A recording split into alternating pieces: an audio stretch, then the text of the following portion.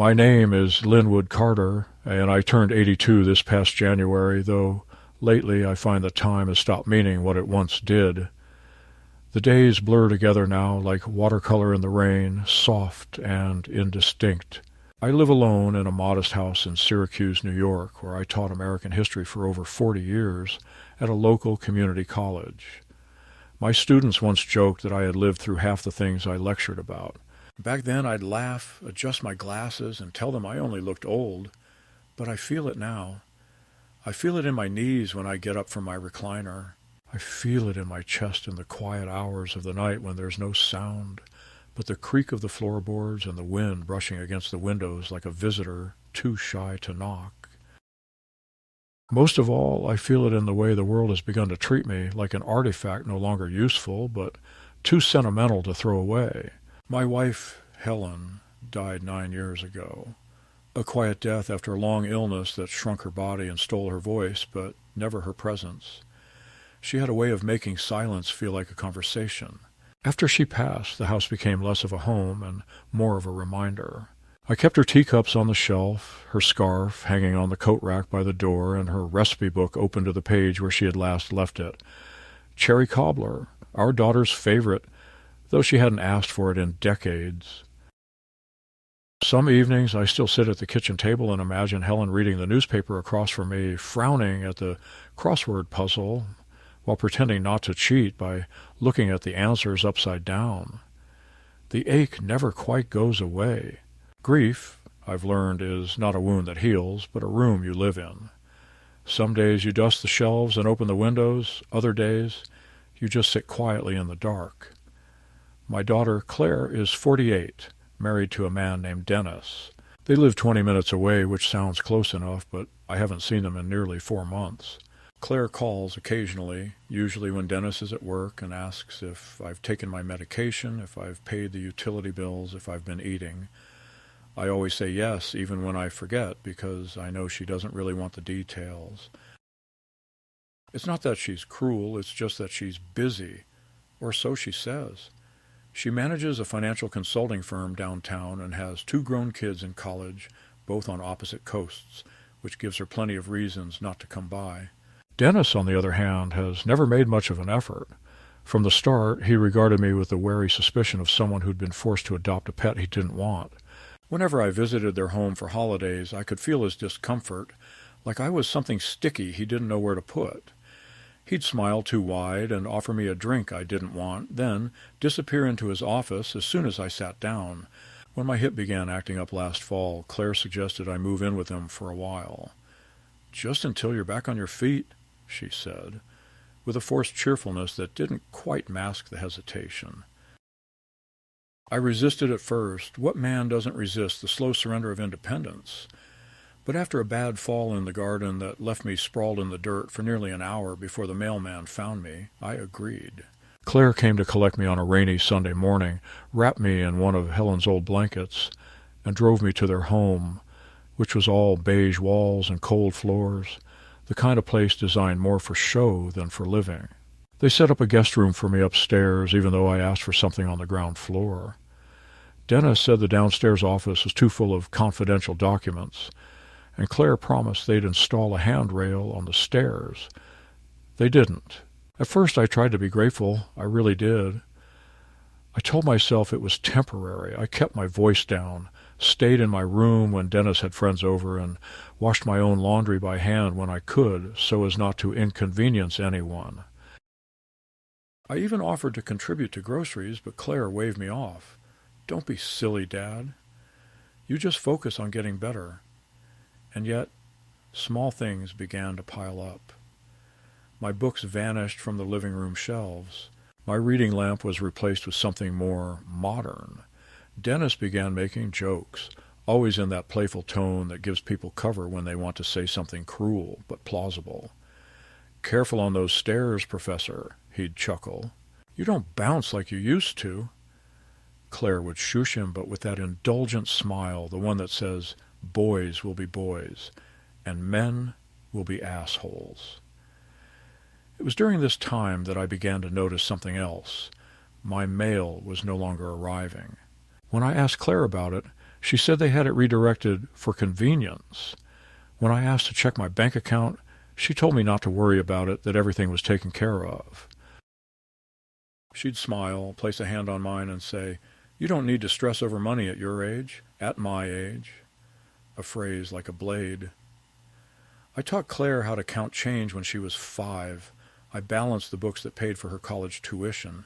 I still remember sitting at the kitchen table with Helen late into the night, calculating how much we'd need to dip into our savings to afford her first semester at Cornell. And now I was too old to check my own balance? I began to feel like a guest in a house I had partially paid for. I'd given them a generous sum 5 years ago to help with their down payment. At the time, Claire insisted on drawing up paperwork that named me a partial owner, though I never asked for it. "It's just a formality," she said. "In case anything happens, we want you to have security." I believed her. I wanted to believe her. She was my daughter. Lately, Dennis has taken to sitting in my chair. Not a big thing in the grand scheme of insults, but he knows it's mine. He knows I struggle with the angle of the other ones. He says it's better for his back, and Claire doesn't say anything. They speak to me like I'm someone in the way, someone lingering too long. I hear them at night through the thin walls. Not always clearly, but enough. "He's slipping," Dennis said, 2 nights ago. "Did you see him pour salt into his tea?" I hadn't. I'd reached for the sugar and missed. But I heard Claire sigh. "We'll have to think about next steps." And Dennis with a chuckle, "I've got a few ideas." I lie awake most nights now, pretending not to listen, pretending not to care. But I do. I count the days since I've been home, since I've sat in my own chair, since I've felt like a person rather than a problem. They think I'm going soft. They think the years have dulled me. But age doesn't steal your mind. It sharpens it in strange ways. I see more now than I ever did. And I remember things. I remember every broken promise, every smile that didn't reach the eyes, every time Dennis laughed at something that wasn't funny. I'm not a relic. I'm not an idiot. I'm a man. And something tells me they've forgotten that, but they're going to remember. One day, soon. Just not in the way they expect. It happened on a Thursday, sometime in late March, when the first traces of spring were beginning to crawl cautiously, out from under the frost.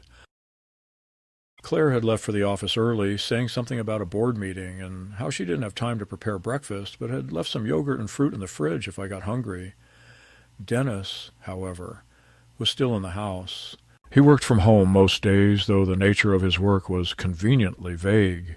He called himself a strategic consultant, a title that seemed to involve long phone calls with his door closed and frequent angry bursts of typing, as though he were in a perpetual argument with the world.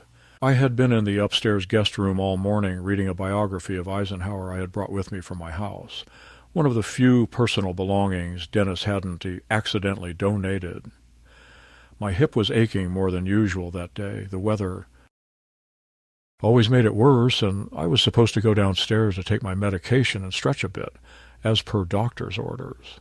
I took my time getting to the stairwell, one hand on the polished wooden railing, the other gripping the head of the cane Claire had bought for me at a medical supply store with an air of embarrassed resignation, as though the mere sight of it offended her sensibilities. The stairs in their home were steep, covered with sleek hardwood that shined but offered no forgiveness. I had mentioned once, when I first moved in, that perhaps it would be wise to install some non-slip treads or even a simple runner rug. Dennis had laughed, called it unnecessary, and told me that maybe I should just try not to fall. That morning I stood at the top step for a moment, steadying myself. I wasn't in a rush, but I knew from experience that the longer I stood still, the more the stiffness in my hip would seize up and make movement even harder. So I started down, one step at a time, the way I had taught myself in physical therapy. Lead with the strong leg, bring the weaker one to meet it, grip the railing with all the strength I could muster from a hand that wasn't what it used to be. I had made it about halfway down when I heard Dennis's voice from below. He was standing at the foot of the stairs, holding a steaming mug of coffee, dressed in one of his expensive loungewear sets that always looked too tailored to be truly comfortable. He didn't move to help. He just looked up at me, that faint smirk on his face, the one that always made me feel like I was on the witness stand in his private courtroom. "Well, well," he said, tilting his head slightly. "Look who's up and about. Watch your step, Professor. Gravity's a bitch." He chuckled as he said it, and I opened my mouth to respond, not because I was angry, but because something about the way he said it made the hairs on my neck prickle. I didn't get the chance. My cane, which I had placed carefully with each step, suddenly slid out from under me, as if it had hit a patch of oil.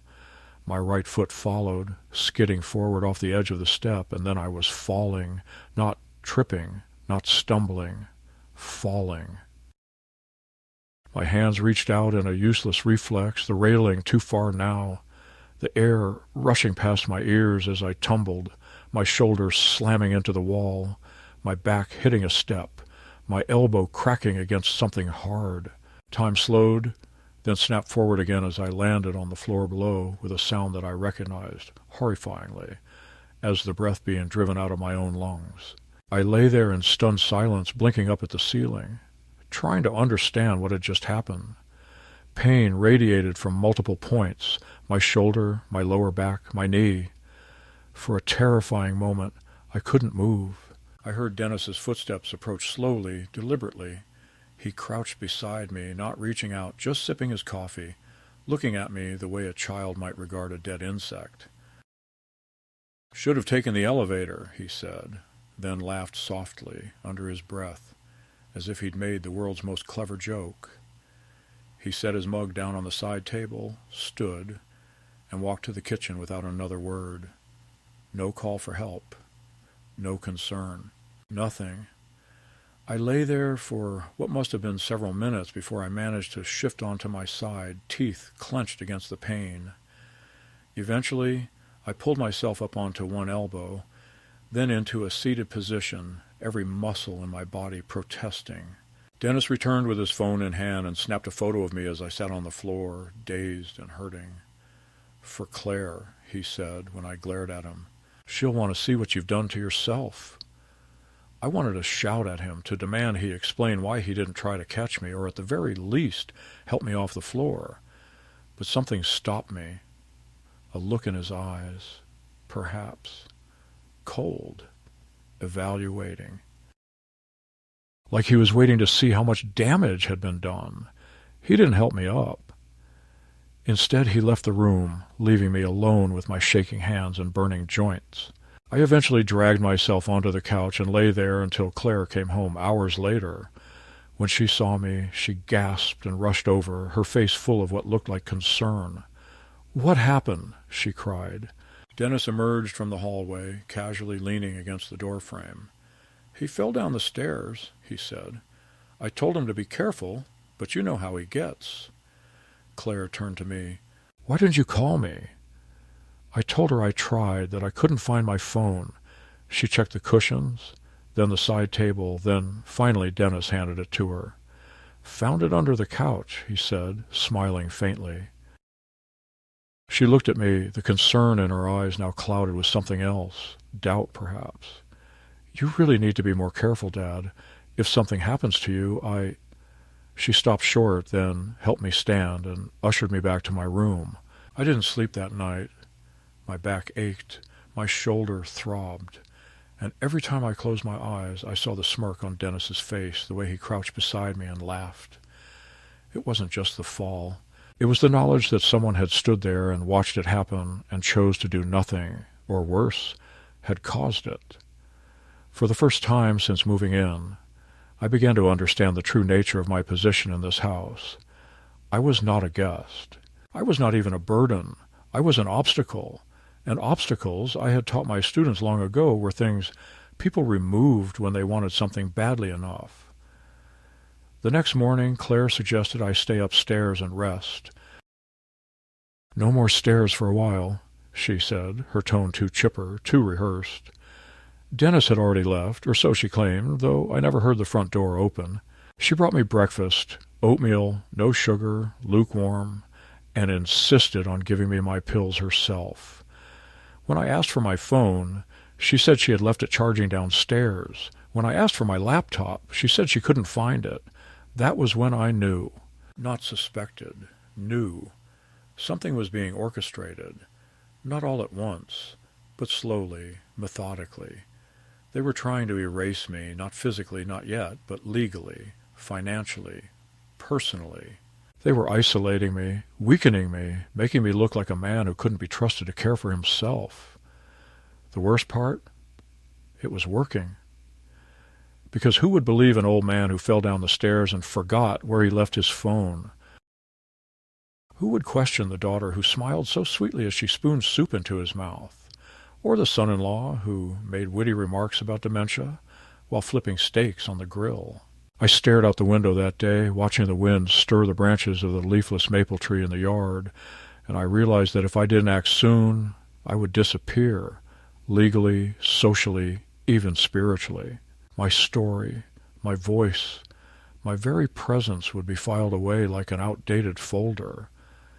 That was the moment I decided something had to change. I didn't know how, not yet, but I would find a way to take back control. Because the fall wasn't just an accident, it was a warning, and I had heard it loud and clear.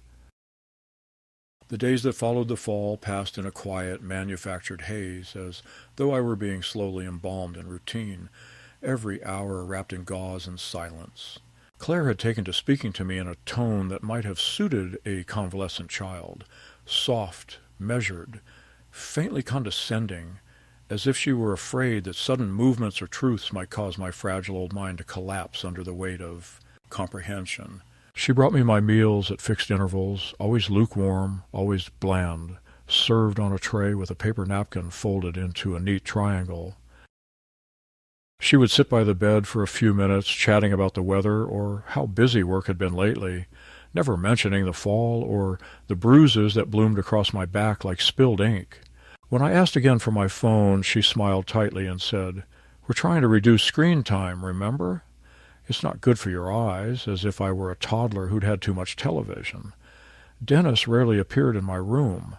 When he did, it was usually at night under the pretense of checking on me, but there was no warmth in his questions. He stood in the doorway with his arms crossed, surveying me like one might study a piece of machinery to determine how much longer it might last.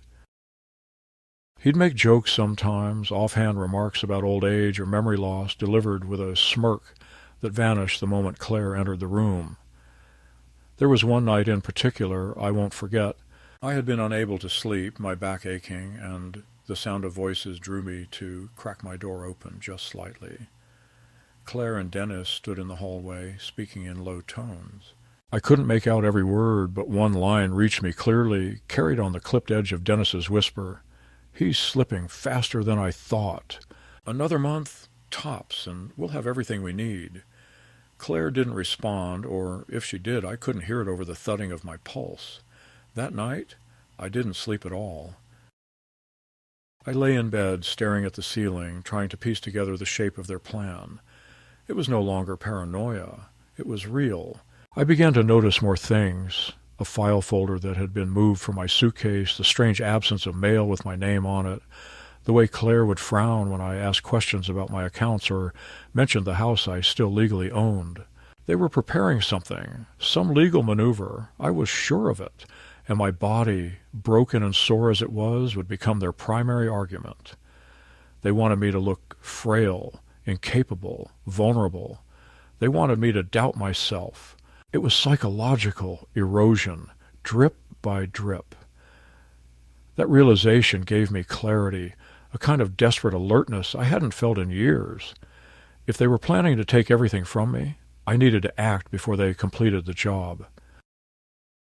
So I began to test the boundaries of my cage. One morning, I asked Claire if I could go for a walk outside. "Just around the block," I said. "The fresh air might help." She looked surprised, almost alarmed, then smiled. "Let's not push it, Dad. You're still recovering. Maybe next week, the next day." I asked if I could go to the library. She told me they'd canceled my card during the move and that she'd bring me some books instead. When I asked to go to the bank, her face went flat. "Why?" she asked too quickly. "What do you need?" I told her I wanted to check on some certificates I'd stored in the safety deposit box. She smiled, touched my hand gently, and said, "You're safe now. You don't need to worry about all that. Dennis and I are taking care of everything." That was the moment I knew my autonomy was no longer being eroded. It was gone. And what they were taking care of was not me. It was my assets. That night, I waited until the house was silent. I pulled myself up from the bed, dressed slowly, and limped down the hall to Dennis's home office. The door was locked, of course, but I had lived long enough to know that no lock is ever truly secure. Years ago, I had taught myself how to open simple key locks with a bobby pin and a flat tension wrench. Helen used to tease me about my criminal hobbies, but she never stopped me. It took me 8 minutes, my hands trembling from the effort, but I got the door open. Inside, the room smelled like leather and printer ink. I found a stack of papers on the desk, bank statements, insurance documents, a spreadsheet labeled Liquidation Strategy. My name appeared several times in the headings. One document stopped my breath cold, a drafted letter from a local neurologist stating that I was exhibiting early signs of cognitive decline and that a petition for guardianship was advised. I had never met this doctor. The signature was a photocopy, a forgery, a setup. They weren't just trying to control my money. They were going to declare me incompetent, have the courts hand them legal guardianship, and turn me into a ghost in my own life. I returned to my room and sat on the edge of the bed, shaking. I stared at my hands. They were still strong enough to open a locked door, still steady enough to hold a pen, still mine. I decided then to make my move. I needed help, someone outside their reach. In the days that followed, I feigned increased confusion. I repeated questions. I let them lead me by the elbow. I watched how relaxed they became, how confident. Claire began leaving me alone for longer stretches, and Dennis stopped bothering to pretend civility. Then one afternoon, when I was left alone while they attended a networking brunch, I seized the moment. I took a small amount of cash from the emergency fund I had sewn into the lining of my suitcase, a trick I had learned in my travel years, dressed, and left the house through the back door. I walked 6 blocks to the bus stop, ignoring the searing pain in my hip, boarded a route I vaguely remembered from before the move, and got off near an old friend's law office downtown. His name was Michael Baird, a man I had taught 30 years ago who now specialized in estate law. He looked stunned when I appeared in his waiting room, but ushered me in immediately when he saw the state I was in. I told him everything, carefully, clearly, leaving nothing out. He listened in silence, nodding, his jaw tightening with each new detail. When I finished, he said one word, "Jesus." Then he got to work. Within hours, we had begun drafting an update to my will. We prepared revocation papers for the powers of attorney Claire had tricked me into signing, filed notices of intent to challenge any guardianship proceedings, and scheduled a full medical evaluation with a neurologist he trusted. Most importantly, we began the process of transferring my assets into a trust managed by an independent fiduciary. I returned to the house before Claire and Dennis came back, slipping into bed and pretending to be asleep. But my mind was wide awake, brimming with cautious hope. It would not be easy. They would not give up without a fight. But the first counterstroke had been made. I was no longer merely enduring their plan. I had my own. And now the game had truly begun. The day of the medical examination was gray and windless, a sullen sky casting the world in tones of ash and steel, as if nature itself had suspended its judgment, waiting to see which side would prevail.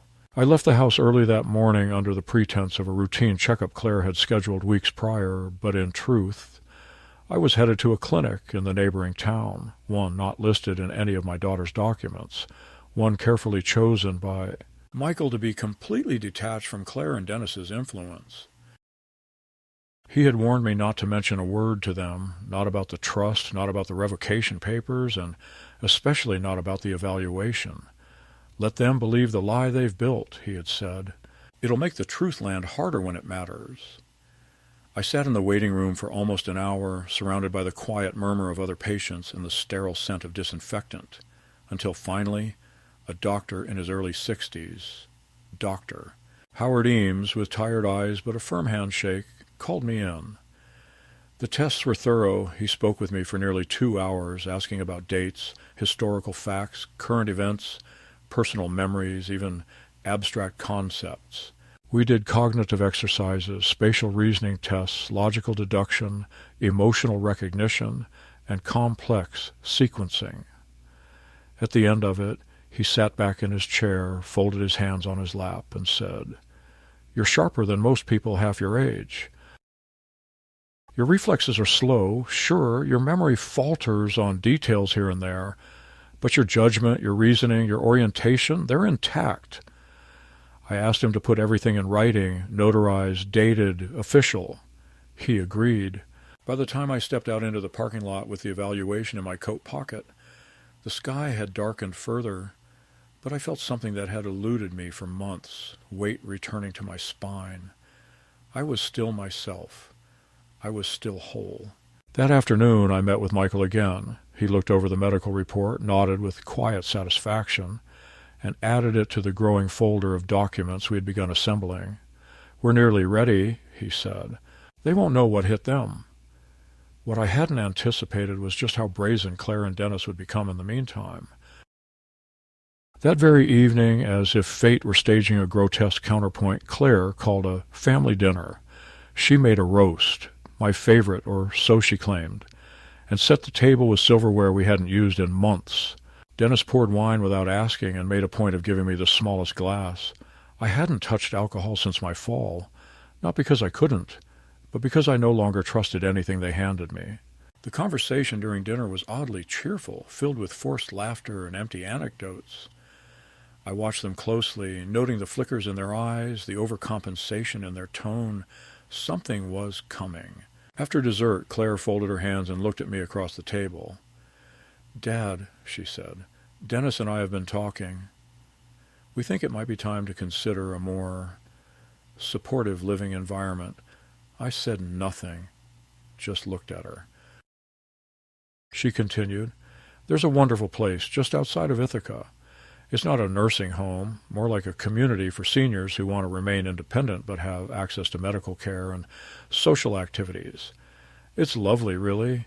Gardens, lectures, even a reading club. You'd be surrounded by people your age." I smiled thinly. "And far away from here?" She blinked, her rehearsed speech faltering. Dennis jumped in. "Come on, Linwood, let's not be dramatic. You took a bad fall. You need help, constant help. We can't keep doing everything for you." That was when I saw it, the unguarded flash of frustration in his voice. This wasn't about concern. It was about inconvenience. I nodded slowly, stood up, and thanked them for dinner. Claire looked relieved, thinking I was agreeing. Dennis, however, watched me closely, sensing something in my posture that didn't match submission. That night I packed a small bag and placed it under the bed. Not because I was running, but because I knew the tempo was changing. They had laid their cards on the table. Now it was my turn. The next morning I called the county clerk's office and requested a certified copy of the deed to the house Claire and Dennis lived in, the one I had helped purchase years ago. Michael had already obtained the preliminary documents, but I wanted the original, signed and notarized as physical proof. When it arrived, I studied the wording carefully. My name was still there, not as a co-signer, not as a guarantor, but as a co-owner, equal in rights, equal in legal standing. They had counted on me forgetting, on me fading away, but I hadn't. I spent the next few days collecting the last threads of the plan, confirming the transfer of assets to the trust, closing the joint account Claire had access to, reissuing my credit cards under the fiduciary's supervision, and changing the beneficiary on my life insurance policy. I rerouted all my mail through Michael's office. I contacted the DMV and requested new registration for the old car Dennis had parked in my garage for the last year. According to state law, if a vehicle remains unclaimed on private property for more than 180 days. It can be considered abandoned. I filed the paperwork. Each act felt like a breath, like reclaiming a name I hadn't spoken in years. Then, the turning point. One morning I came downstairs and found Dennis sitting at the kitchen table with a laptop open and a stack of documents in front of him. Claire was beside him, quiet but tense. They asked me to sit. I did. Dennis cleared his throat and said, "We've spoken to an attorney. We're initiating guardianship proceedings. It's nothing to worry about. It's just a formality. You'll still live here. You'll still have access to your accounts, but we'll be able to protect you better legally from mistakes, from fraud." Claire reached out to touch my hand, but I pulled away. "You've already filed?" I asked. "We will tomorrow," she said. "We wanted to tell you first." I nodded. "Thank you. Then I should tell you something, too." I stood, went to the cabinet where I'd hidden a copy of the evaluation and the revocation notice, and placed them on the table. Dennis went pale before even opening them. Claire picked up the report, scanned the first few lines, then dropped it as if it had burned her. "These are lies," she whispered. "No," I said. "They're truths. Certified, notarized, and backed by law. As of today, your access to my finances is revoked. Your guardianship claim will be denied. And as co-owner of this home, I've filed for appraisal and potential sale." Dennis shot up from his chair, face flushing deep red. "You wouldn't dare," he spat. "Try me," I replied. For the first time in months, my voice didn't shake. Claire stood slowly, her expression unreadable. "You've been planning this," she said, more to herself than to me. "All this time." Behind our backs, I looked at her, feeling an ache that went deeper than bone. "No, Claire, I was surviving. Behind yours." The room went silent, heavy with the weight of broken illusions. Outside, the wind picked up. Something had shifted, finally and irreversibly. I left them there, speechless at the kitchen table, and returned to my room, where the bag I had packed days earlier now seemed less like an escape and more like a beginning. The middle point had been reached. The balance had tipped. The second act of their quiet little power play was over. Now came mine. The days that followed my confrontation with Claire and Dennis moved with the slow inevitability of an avalanche gathering mass. On the surface, the house remained quiet, even polite. Claire resumed her soft-spoken caregiving. Dennis retreated to his office, and the daily rituals of our uneasy cohabitation went on. But something in the air had thickened, a tension too structured to be accidental. I knew their silence was not surrender, it was calculation, and I wasn't wrong. On the third day, after I revoked their financial access and disclosed my legal countermeasures, a letter arrived at the house from a law firm bearing a name I didn't recognize but suspected they had carefully chosen for its clean reputation. Claire handed it to me with a look of false calm, the envelope trembling ever so slightly in her manicured hands. I opened it, and there it was, formal notice of an emergency petition for temporary guardianship, citing concerns about my mental capacity and recent erratic financial decisions. The document included a copy of a medical affidavit signed by a physician whose name I had never heard, conveniently located in another county, and a detailed statement outlining Claire's and Dennis's allegations, that I had wandered from the house without supervision, that I had emptied a shared bank account without cause, and that I had spoken to myself for hours at a time, expressing confusion about dates, places, even my own name. The words were crafted with surgical precision, designed not to sound malicious but concerned, dutiful, heartbroken, but I could see through them. It was an attack in velvet gloves. I handed the letter to Michael that same afternoon. He read it once without speaking, then again slower, marking notes in the margins with a calm, focused rage I had come to admire. "They're trying to fast-track it," he said. "If they get this granted temporarily, they'll gain access to everything until the full hearing. Accounts, medical decisions, even the authority to put you in a facility. I asked him if it could be stopped. Yes, he said, but we'll need to hit back harder. Not just defend, we go on offense, and so we did. Within 48 hours, Michael filed a motion to block the emergency petition, submitting Dr. Eames's full evaluation, a sworn affidavit from myself, and copies of the financial records that clearly showed how I had been draining money into accounts accessible to Claire for years, transfers she had never once questioned until I cut them off. We also submitted the audio recording. That was something I hadn't told Claire or Dennis I had, something I had captured the night after the fall, when Dennis stood in the hallway outside my door, laughing under his breath and saying, "Just a few more months, babe." Then the old man becomes a file folder Michael's team had the clip cleaned up and time-stamped, authenticated, and transcribed. It was only 27 seconds long, but it said everything. The court hearing was scheduled for the following week, and until then the house became a theater of controlled hostility. Claire barely spoke unless prompted. Dennis avoided eye contact altogether. They kept the television off, the curtains closed, and the rooms cold enough to make my joints ache. It was a psychological tactic, minimize comfort, isolate subtly, make me question whether defiance was worth the cost. But I had grown up in a different era, one where silence was not surrender but preparation. I let them stew, I observed, I took notes. On the fourth morning, Dennis slipped. He had been drinking more heavily since the legal filings began, cheap scotch poured into a coffee mug, the smell unmistakable. He staggered into the kitchen, slurring something about respect, and how I had no goddamn right to humiliate them, then raised his voice to a pitch I hadn't heard before. "You think you're smart?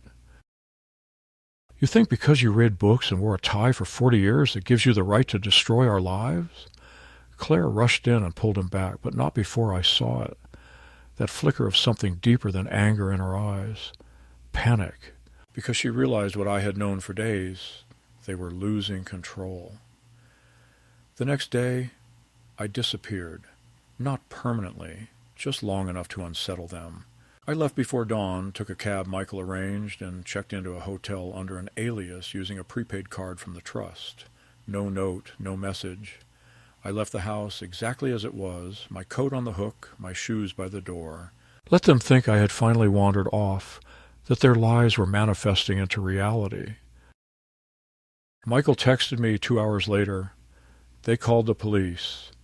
I smiled at the message, sitting in a quiet room with a view of the lake, sipping lukewarm hotel coffee. They weren't worried about my safety. They were terrified that I was somewhere doing exactly what I was doing, gathering distance, building narrative, exposing their scheme. By nightfall, I returned. Dennis opened the door, his face ashen. "Where the hell were you?" I smiled. "Taking a walk." The fresh air helps me think Claire was sitting in the living room, the cordless phone still in her hand. "You scared us," she said. "We thought something had happened." "It did," I replied, hanging my coat. "You tried to erase me." The silence that followed was colder than any wind outside. 2 days before the hearing, something unexpected happened. A letter arrived, this time addressed to me from the executor of Helen's estate, our family's long-trusted legal contact, a man named Raymond Teller. Inside was a copy of a sealed addendum to Helen's original will, one I had forgotten even existed. It had been written during her final year when she was already weak but clear-minded. In it, she had stated that any attempt by Claire, or any other heir, to forcibly gain control of my estate without medical cause or to interfere with my autonomy would be grounds for immediate disinheritance from the Carter family trust. Claire's name specifically had been highlighted. Helen had known, or at least suspected, what kind of person our daughter might become under pressure. She had tried to protect me from beyond the grave. I stared at the paper for a long time, my hands trembling not from age, but from something far more powerful, the quiet, steady heat of vindication. Helen had believed in me. She had seen this coming, And she had built a wall of words that no court could ignore. Michael filed the addendum the next morning. Claire and Dennis must have received the notice shortly after, because the mood in the house shifted yet again. But this time it was different. Less like strategy, more like desperation. Claire tried to speak to me that night, a soft knock at my door, her voice trembling with the memory of her younger self. "Dad," she said, "can we talk?" I opened the door and let her in. She stood there in the dim light, her face tired, her arms crossed over her chest like armor. "I didn't want it to be like this," she said. "I really didn't." "Then why?" I asked. She sat down in the chair across from mine, picked at the hem of her sleeve. "Because we're drowning. The mortgage, the twins' tuition, the medical bills.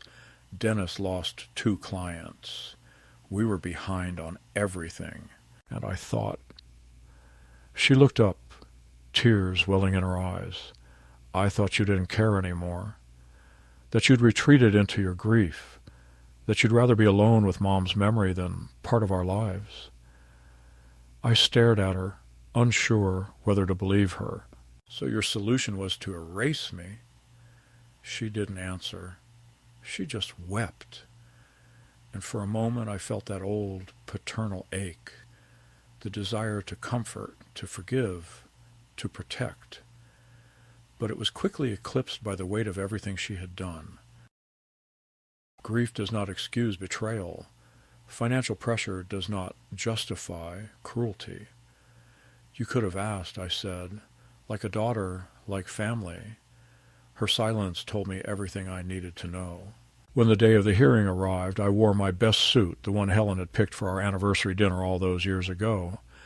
Michael stood beside me at the courthouse steps, his briefcase full of facts, affidavits, recordings, documents. Claire and Dennis arrived 15 minutes late, their attorney trailing behind, already defeated. The judge read everything, listened to the tape, examined the medical report, reviewed the clause in Helen's will. It took less than an hour. Petition denied, attempted fraud noted, Claire's rights to my trust suspended pending further investigation. I walked out of that courtroom lighter than I'd felt in years, not because I had won, but because I had survived. And they had finally, undeniably, been seen for who they were. Not family, not caretakers, but opportunists, and their power was over. The day after the court ruling, I woke before the sun, as I often did in the years before Helen passed, when the morning held promise instead of dread. For the first time in months, I felt no pressure on my chest when I opened my eyes, no weight of uncertainty pressing down on my ribcage like a sandbag. The house was quiet in a way that felt earned, not ominous, and I could hear the soft hum of the refrigerator, the distant groan of the water heater cycling on, all those domestic sounds I used to associate with safety. Claire and Dennis had retreated behind a wall of silent hostility since the hearing, each movement around the house now loaded with a bitter undercurrent. I knew the court's decision had shattered whatever illusions they had constructed about entitlement and inevitability. There would be no guardianship, no quiet institutionalization, no legal siphoning of my life's savings. But what they hadn't yet realized was that the damage went far deeper than financial. The core of our bond, what was left of it, had been permanently compromised. Still, they lingered in the house like ghosts who hadn't realized they were already dead, clinging to routines that no longer served them. They moved around me now as if I were radioactive, afraid to touch, afraid to speak, as though any interaction might provoke another devastating revelation. But I was past revelations. I had no need to say another word. Instead, I began the final phase of what I had set in motion months earlier, a process not of vengeance, but of severance, clean and final. That morning, I contacted the real estate attorney and formally initiated proceedings to partition the house, a legal right granted to co-owners who wished to dissolve shared property. The paperwork had already been drafted. My name was on the title. Half the house was mine. Dennis had laughed at that clause years ago, back when I first contributed to the down payment, dismissing it as a legal formality. Just a signature, just a piece of paper, he had said. And now that paper was going to cost him everything. I didn't wait to tell them. I left the envelope containing the notice on the kitchen counter where I knew they'd find it. By evening, Dennis had stormed into my room, red-faced and spluttering. "You're trying to make us homeless, Joss," he shouted.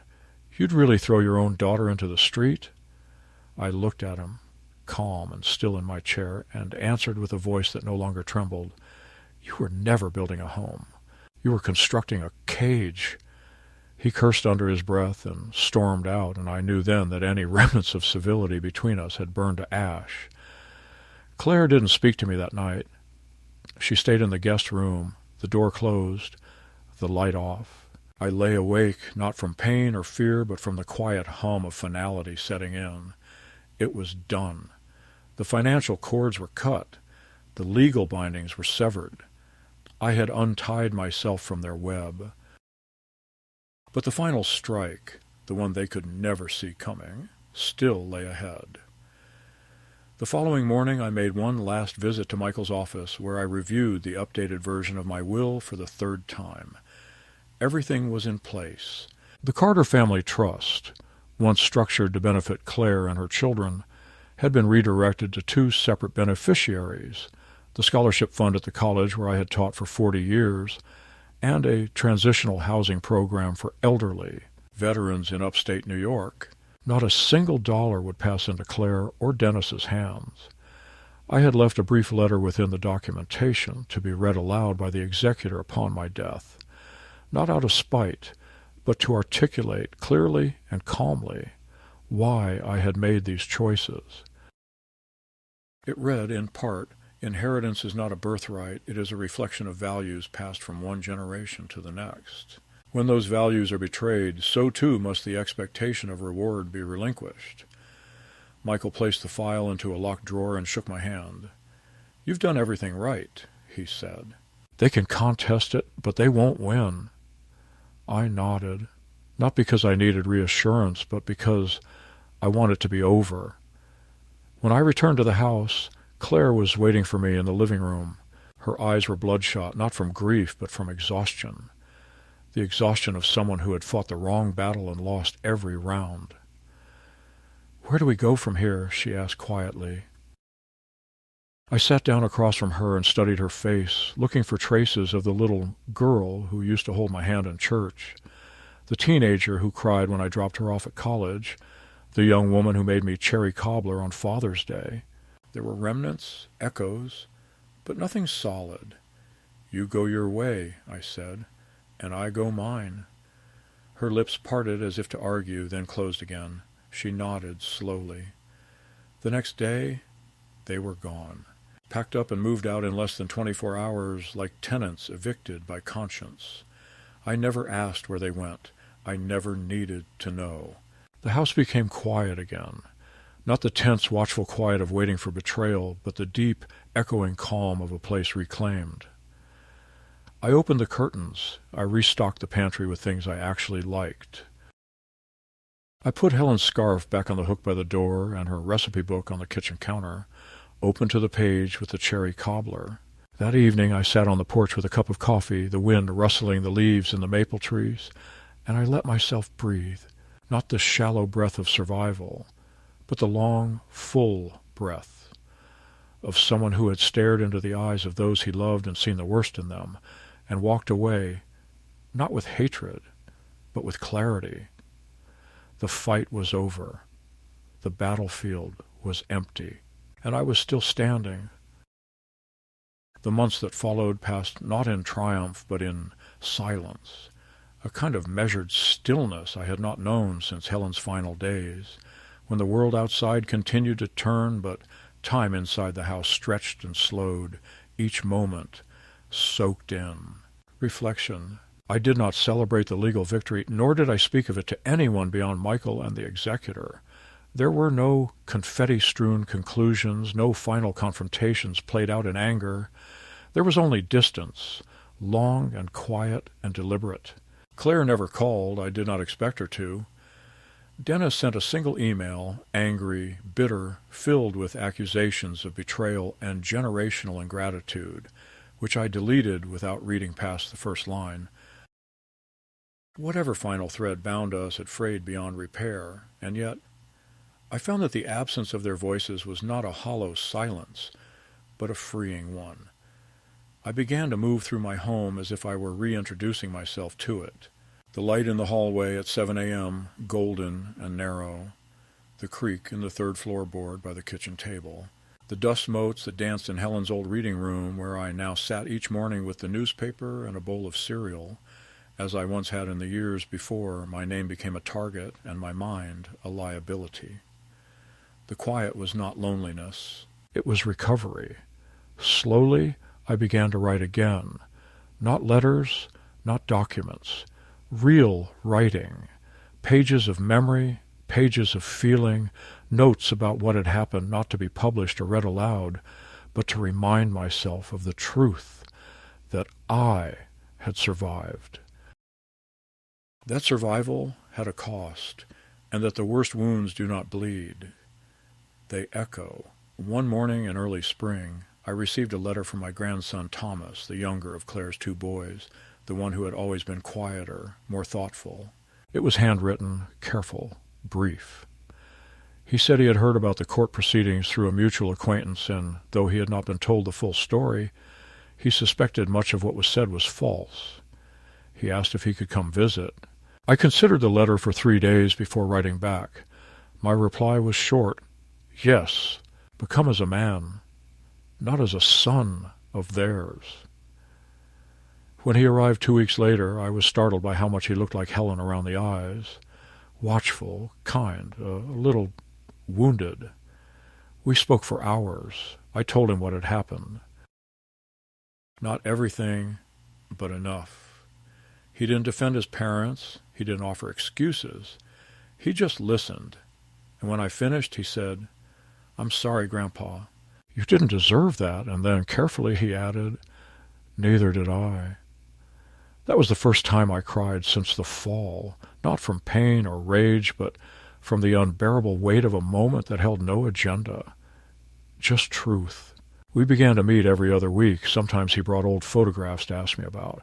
Sometimes I shared stories I hadn't told in decades. We rebuilt something, not the past, but a new bridge from what was still possible. He never asked for anything. And that more than anything is why I began to leave things to him. Not money, not property, but the things that mattered. Helen's letters, my journals, the photographs I had hidden from Claire when she began throwing useless things into donation boxes. I told him the story of the scarf on the hook, of the cobbler, of the porch where Helen once sat with a book on her lap and the sun in her hair. I watched as his eyes filled with the kind of reverence I had once hoped to see in Claire's.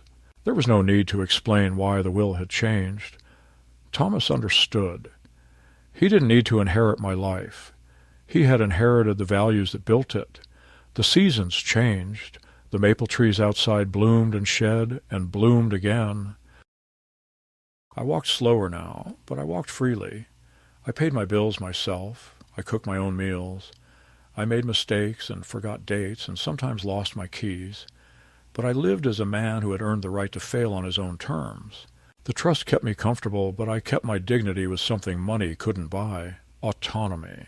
And when I think back now, when I sit in the quiet of a long evening, the light growing dim across the floor and the scent of old paper in the air, I do not feel victorious. I feel human. Claire may never speak to me again. She may tell her children, her friends, her own reflection a story in which I was cruel or paranoid or unfair. That is her burden. My story is here where it belongs, not in court documents, not in headlines, but in the simple truth that I refuse to disappear quietly, that I refuse to be rewritten by those who wanted my name without my voice. And when I am gone, that will remain. A house reclaimed, a name unbent, a man who remembered who he was, even when those he loved tried to make him forget.